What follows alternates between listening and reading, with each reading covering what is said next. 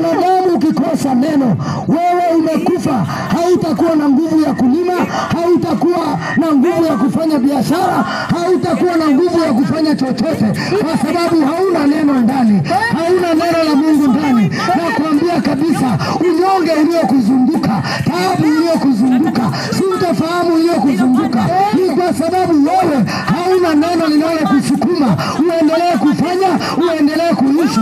Pengine inawezekana hata umekata tamaa ya kuishi kwenye ulimwengu huu. Kila siku unasema, "Asi afadhali Bwana ungeniondoa nikafe." My dear, hautakufa bali utaishi na kutangaza matendo makuu ya Bwana Yesu Kristo.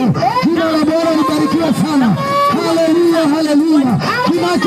Kinachokuonyesha, kinachokufanya utake kufa ni kwa sababu hauna neno la uzima ndani yako. Mtu ukikosa neno hauwezi chochote. Jina la Bwana libarikiwe sana. Haleluya, haleluya. Ndio maana hata ukipitiwa na homa, ukipitiwa na kisukari, ukipitiwa na ugonjwa wowote, unahitaji mtumishi wa Bwana afike mahali hapo akutamkie neno lenye uzima, lenye nguvu, ili uweze kuinuka. Jina la Bwana libarikiwe sana.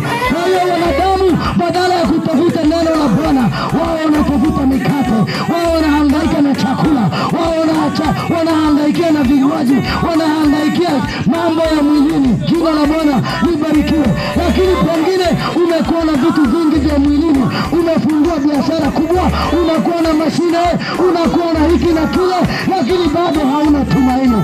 Una biashara kubwa, bado unakuwa na sintofahamu, ambayo unakuwa unapitia utata wa kila namna. Jina la Bwana libarikiwe sana. Mtu hawezi kuishi kwa mkate tu, mtu hawezi kuishi kwa pilau, mtu hawezi kuishi kwa wali kama hauna neno la Mungu, hauna tumaini ndani yako.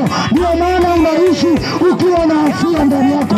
Ndio maana masaa yote unakuwa na changamoto, unakuwa na hasira, unakuwa yani mtu wa ugomvi kila siku, unakuwa mtukanaji.